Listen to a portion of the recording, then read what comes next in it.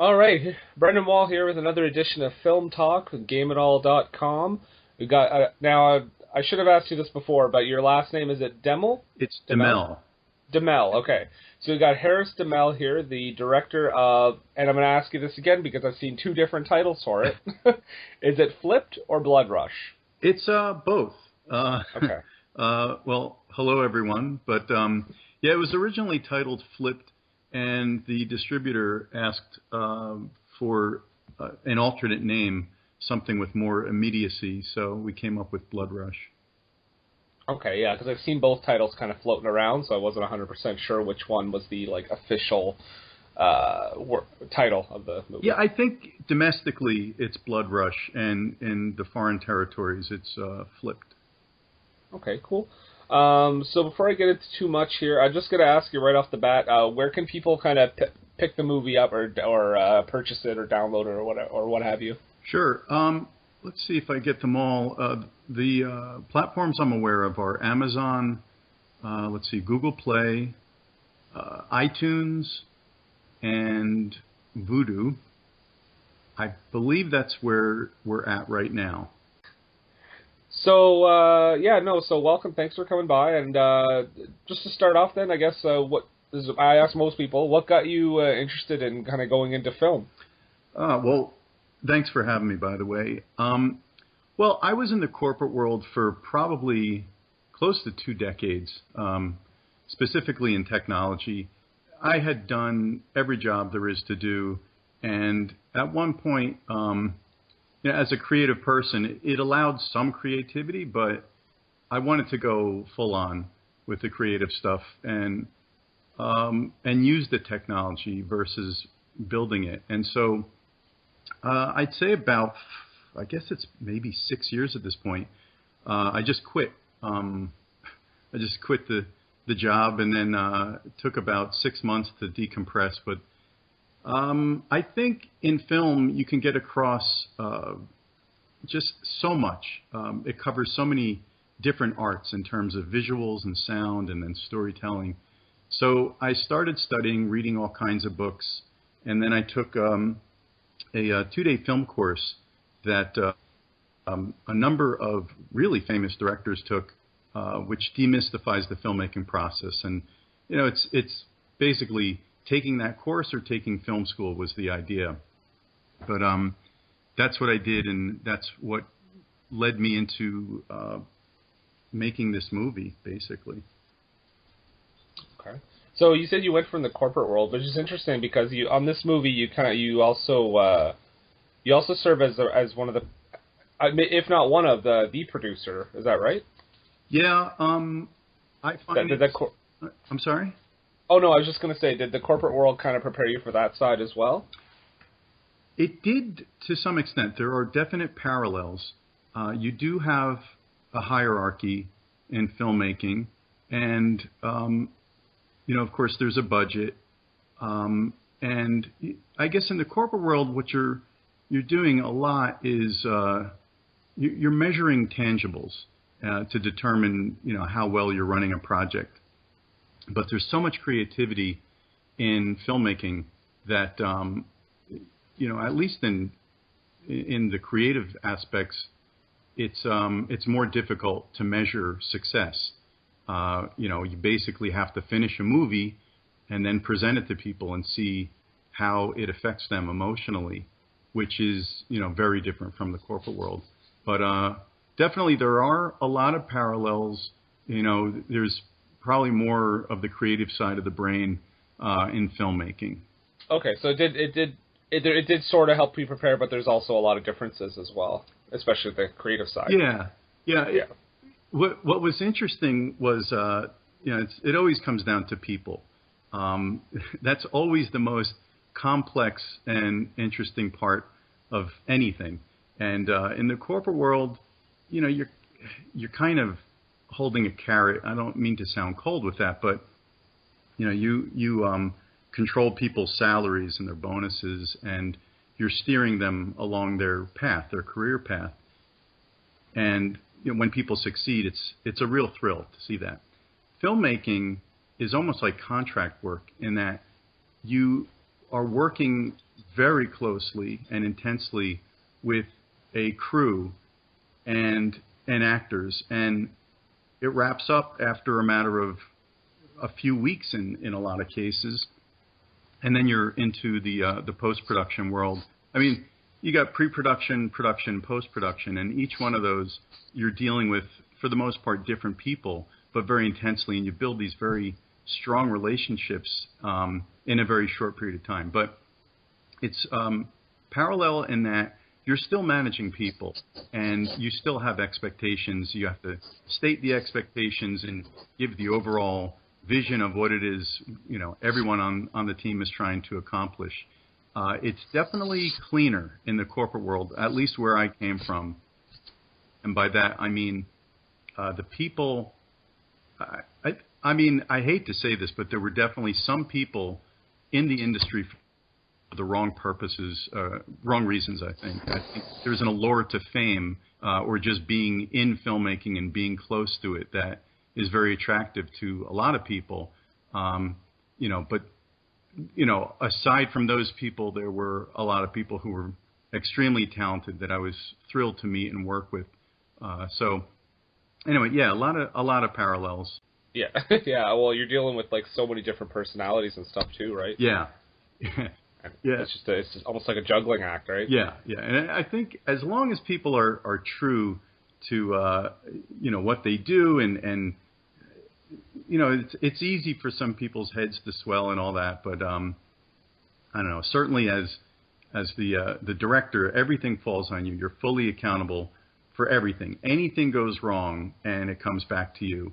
And as a first-time filmmaker, that was very uncomfortable. And so there's another, you know, part to this, which is I was in the corporate world long enough to really have a very solid understanding of technology, where I could manage while having, you know, a pretty strong clue as to what I was doing. But with the filmmaking, I didn't have nearly the amount of experience.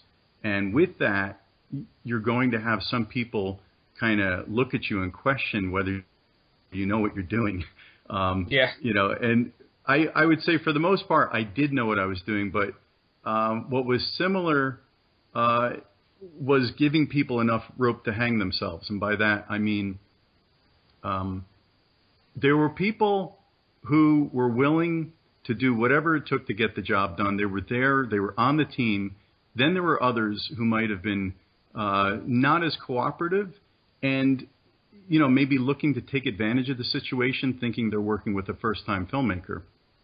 But in all cases, like even in the corporate world, when I had maybe vendors come in and maybe, you know, try to pull the wool over our eyes, it's always fun to kind of play dumb. And then you come up with a question that kind of floors them, like, oh, this guy actually does have a clue. So, you know, I guess my point is coming into filmmaking without a world of contacts in the industry, you're going to bump into some interesting characters.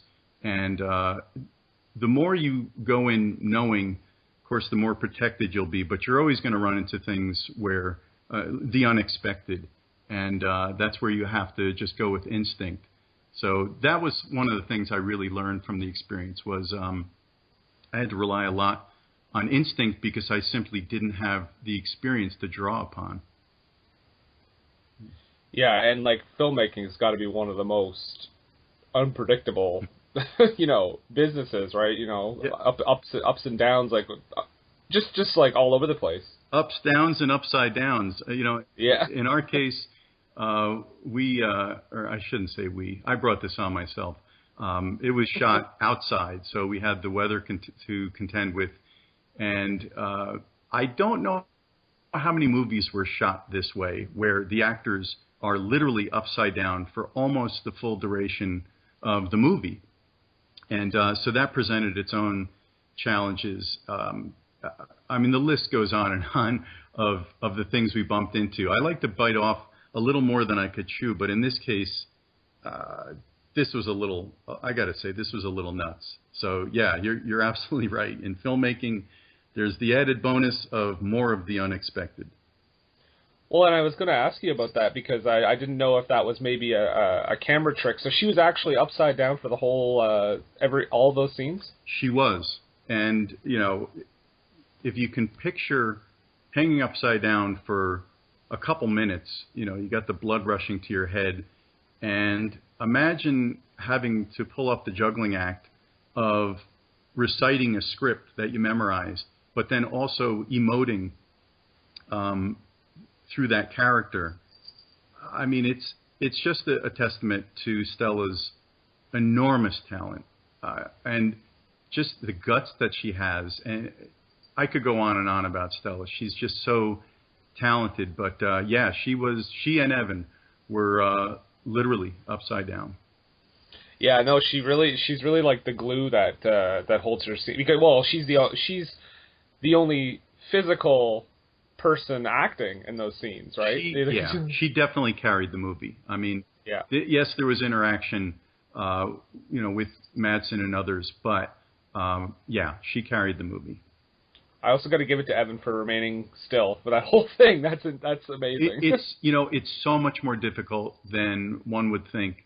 He had certain positions for every part of his body, and then he'd get in there, and he was the first one in, so he was in longer than Stella, and so he had to go back to his positions. It didn't matter if he had an itch or anything going on. He had to stay still and basically play at least unconscious. And yeah, it's actually really difficult to do.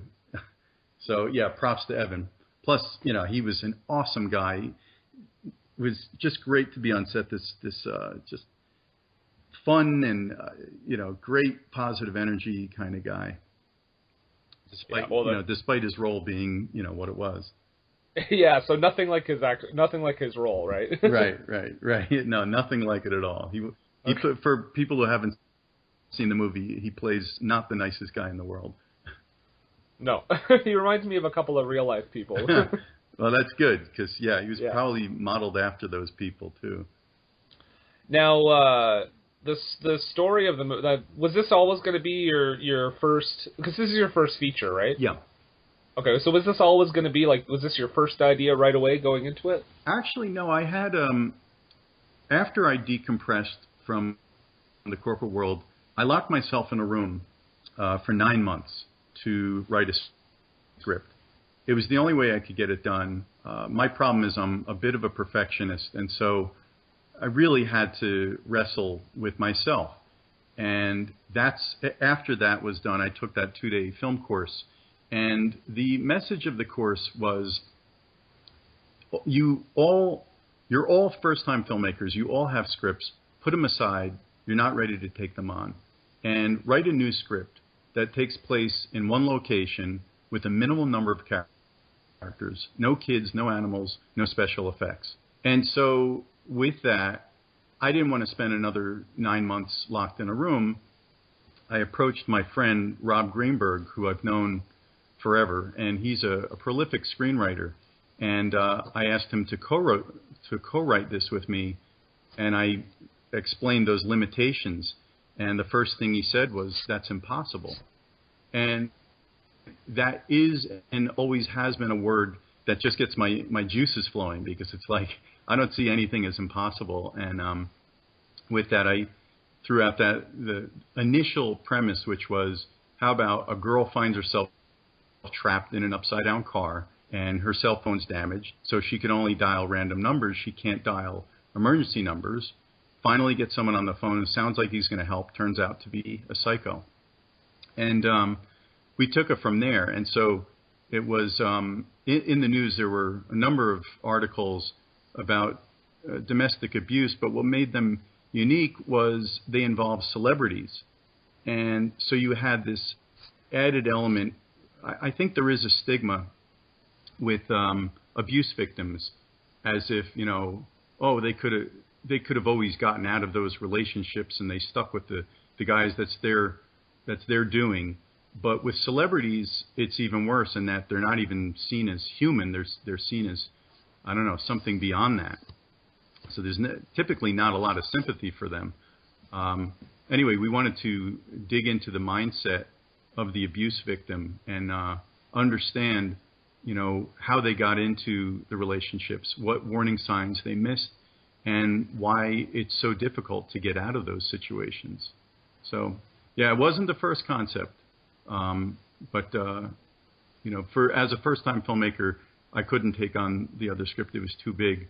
It's not to say this was a small, challenge. This was an enormous challenge, and even then, I broke pretty much all of those rules.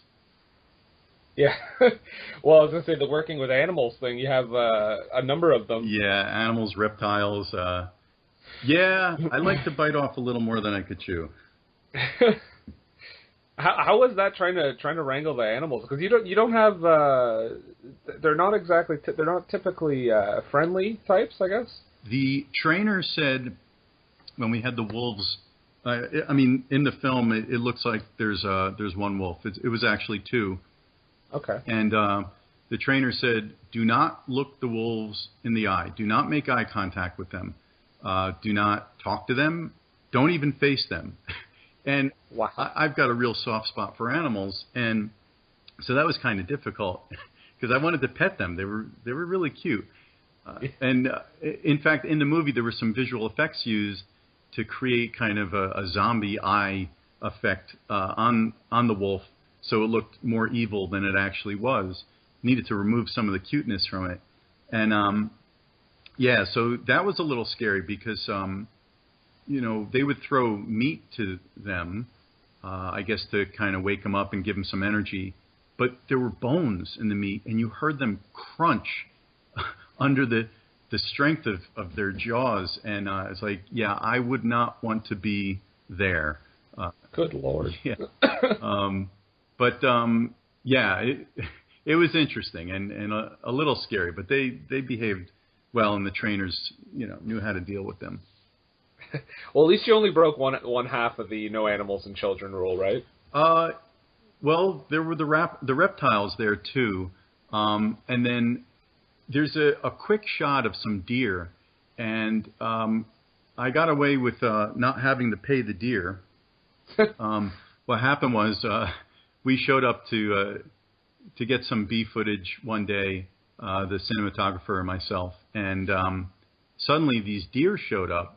And I said, oh, Josh, his name is Josh Silpin, can you get them? And he's like, hang on, I'm setting up the camera.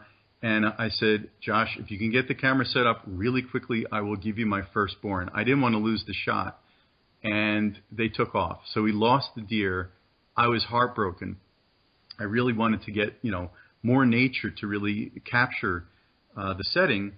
And the next thing I knew, I was going through the woods trying to get the deer out of the woods to come back into the field. And, I was making some noise and just basically making a fool of myself. Not that was anything new. And they came out and we got the shot. I was really thrilled with that. And then, we had some birds. There were some bee footage of birds flying by, stuff like that. So probably more than was originally planned as far as the animals and reptiles. Yeah, you pretty much just encapsulated independent filmmaking with that right there. That's right. Yeah. Oh, and the snake. We can't forget the snake. Oh, yeah. There's a scene where Stella has a big snake wrapped around her. And anyway, I don't want to give too much away, but she's a real sport. I'll tell you, she's incredible, and she put up with a lot with the shoot. It wasn't just being upside down; it was it went a few steps beyond that. Yeah, no, it's a real physical performance too. It's not just the emotions. Yep. And I want to talk about the actors too for a bit, because this is your first feature, and you landed a Michael Madsen for a role like that. That's pretty big. Yeah, I would say when you start putting together, like in pre-production, at some point you have to put a list together of who you would like. And Madsen wasn't on my list so much as he was on my wish list. I mean, I didn't even think it was possible. But, as it turned out, my co-writer and producer, Rob Greenberg, had worked with a producer who had a connection to Madsen, and we were finished shooting, and the telephone stuff was done with an on-set reader, so that wasn't actually Madsen. That dialogue was replaced later, and we had confidence in the script. We did have a couple pretty big script consultants look at it, and they gave it high grades, and but that didn't mean Madsen was going to connect with it. So we managed to get the script into his hands, and he read it, and he came on board. And next thing I knew, I was on the phone with Mr. Blonde, and it was like it was wild. It was he was eating a hot dog, and it's like I didn't think he was a human being. I don't know. I guess I figured he'd be eating kale or something. I don't know, but it was just wild to be on the phone with him, talk about his kids, and just shoot the breeze. And it was a great conversation. And he's a great guy, and he's really funny too. He's got some great stories. But anyway, if you can work with him, I highly recommend it.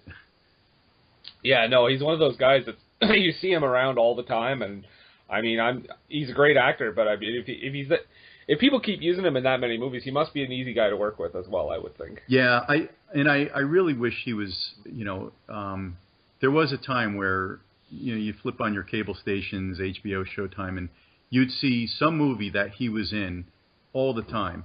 And I really hope he can make a comeback, kind of like Travolta did at one point, which isn't to say he's sunken down, but he was pretty big in the 90s, and I hope he can achieve that again.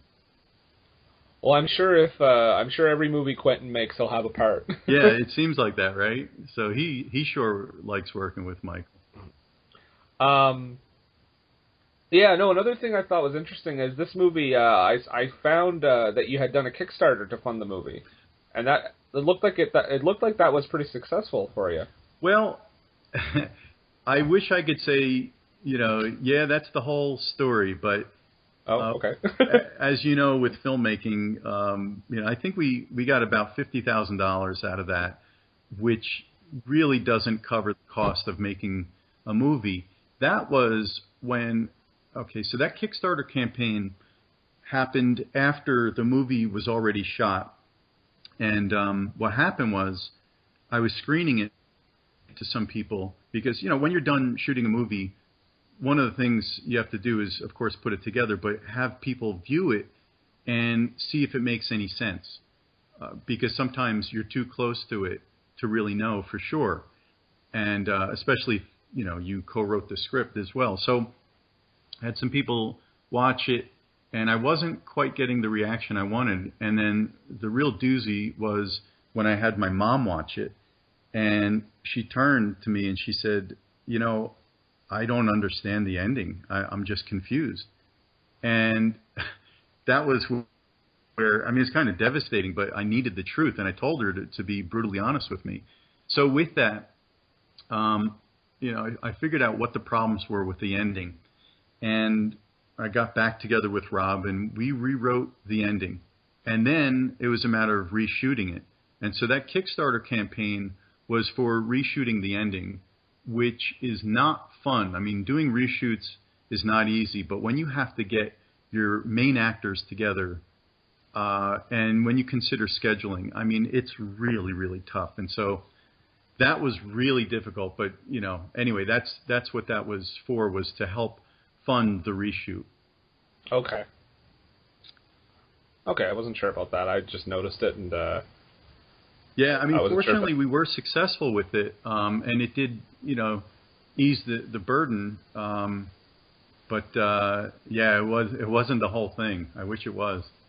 Well, that's good that you got something anyway to help you with the post production, because post can be I think. Well, actually, I don't know. I think pre and post can be like around the same length of time, but they're usually the longest, I think. Yeah, that's true. Pre-production doesn't necessarily have to take that long. If you consider screenwriting as something separate from that, then it's a matter of mostly logistics or logistical planning, and then of course casting and then testing, et cetera, et cetera. Production is usually pretty quick. Certainly for indie films or low budget films, you have maybe I would guess 2 to 4 weeks for most independent films for production. Pre-production is maybe, I would guess, 2 to 3 months.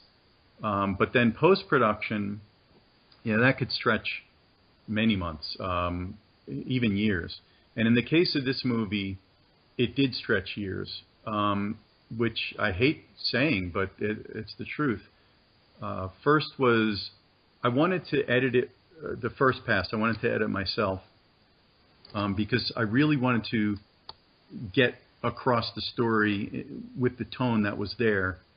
And when I was done with that, that's when I handed it over to the editor for them to chop up. And, well, at first it was Mark Scoville. So Mark cut it up, cut the fat out, and, reorganized things. But so I took up 6 months doing that. Then, the ending having problems.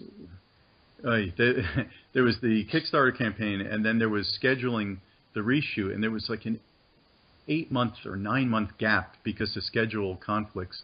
And at that time, Stella already broke out, and she was on a CBS show. She was a co-star, and so her availability was pretty limited. And anyway, but post-production ate up a lot of time on this movie. Well, yeah, and then you run into the problem when it's that long of like people changing their hairstyle, people changing their look, like, you know what I mean? And you hit on one of the major problems. We had Evan come back with really short hair, and it was pretty long in principle, and so it was, okay, what do we do? So the hairdresser got a wig, and she put it on him, and it looked absurd.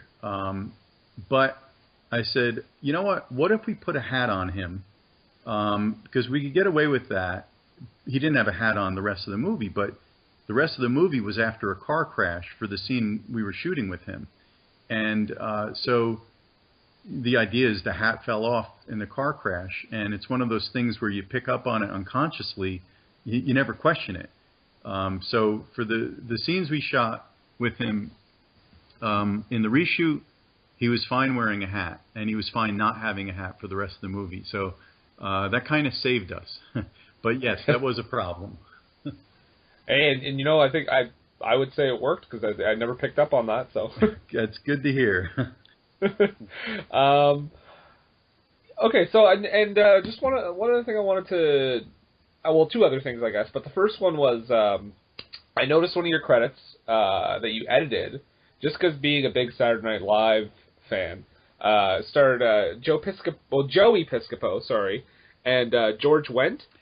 Yeah, my co-writer made a movie called Saturday Morning, and I was able to watch that from a distance, where he was a first-time director, and so watching him go through hell wasn't easy, but I probably picked up a thing or two from his experience.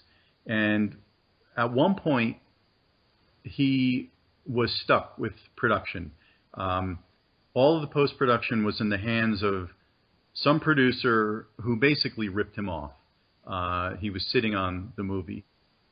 And with that, I said to him, all right, you know what? You're at a point where you should just demand all the material back.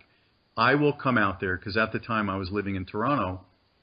And I said, I'll come back on weekends, and we can put this together. Because I had some experience from college doing experimental video. And then in the corporate world, I did some video stuff and some editing.